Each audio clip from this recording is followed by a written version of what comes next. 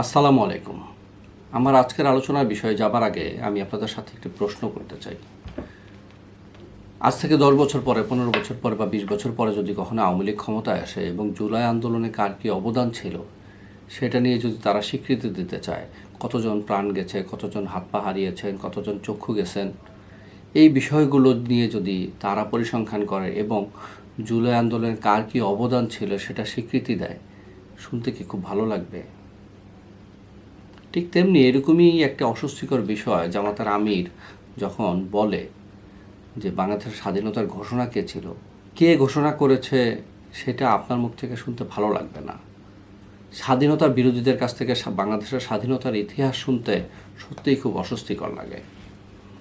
ইতিমধ্যে এর পূর্বের সময়টা শেখ হাসিনা তার পুরো ফ্যাসিবাদী সময়ে মুক্তিযুদ্ধের চেতনা বিক্রি করে ফ্যাসিবাদ কায়েম করেছে, যেটা বাংলাদেশের স্বাধীনতায় বিশ্বাসী মানুষের মনে প্রবলভাবে আঘাত করেছে। বাকি শেষ পেরেকটা আপনারা দেওয়ার চেষ্টা করবেন না। বাংলাদেশের স্বাধীনতা নিয়ে আলোচনা করার অধিকার আসলে আপনাদের নাই। আর স্বাধীনতার ডাক যেই দিক, আপনি তো রাজাকারী ছিলেন। স্বাধীনতার ডাক দেওয়ার পরেও সেই 25শে মার্চের কালোরাত্রির পরে 26শে মার্চে যখন স্বাধীনতা ঘোষণা হয়, তারপরেও তো আপনি মুক্তিযোদ্ধাদের বাড়িঘর দেখিয়ে দিয়েছেন, বাড়িঘর পোড়াইতে সহযোগিতা করেছেন, বাংলাদেশের মেয়েদেরকে নিয়ে পাকিস্তানি ক্যাম্পে তুলে দিয়েছেন, বা পাকিস্তানি বাহিনীকে রাস্তাঘাট চিনিয়ে দিয়েছেন, 14ই ডিসেম্বরে বুদ্ধিজীবী হত্যা করেছেন। তো আপনার তো দায় আছে, সেখান থেকে তো আপনি মুক্তি পান নাই। বিভিন্ন জনসভায় ঘুরে ঘুরে যে 71-এর দায়ের জন্য ক্ষমা চাইতেছেন, ওইটাই অব্যাহত রাখেন।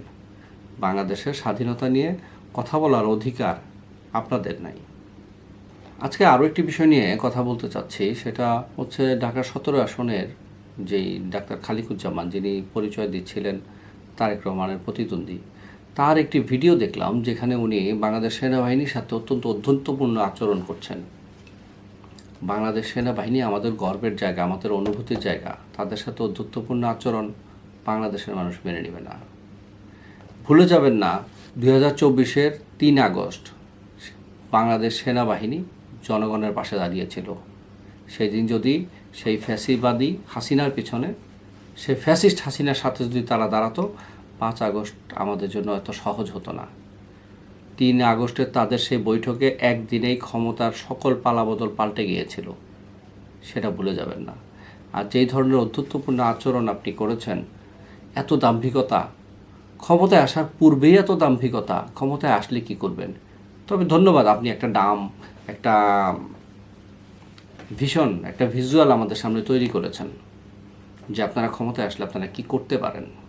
অপরদিকে আপনাদের রাজশাহীতে আম্মার যে ছেলেটা, তার একটি দেখলাম যে শিক্ষকদের সাথে যে আচরণ, ছাত্রলীগের শেখ হাসিনার পুরো ফ্যাসিবাদী আমলে ছাত্রলীগকেও আমরা এত ধৈর্যপূর্ণ আচরণ শিক্ষকদের সাথে করতে দেখিনি।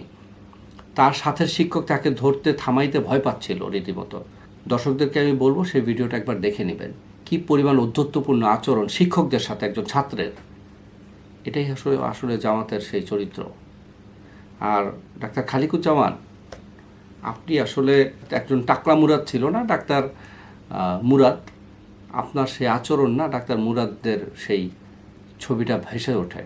যদি আপনার মধ্যে অ্যাঙ্গার ম্যানেজমেন্ট না থাকে, তাহলে সার্জিক্যাল ব্লেড হাতে একজন খুনি আর আপনার মধ্যে কোনো পার্থক্য থাকবে না। হত্যা এবং আত্মরক্ষার মধ্যে খুব সামান্য পার্থক্য, ইন্টেনশন।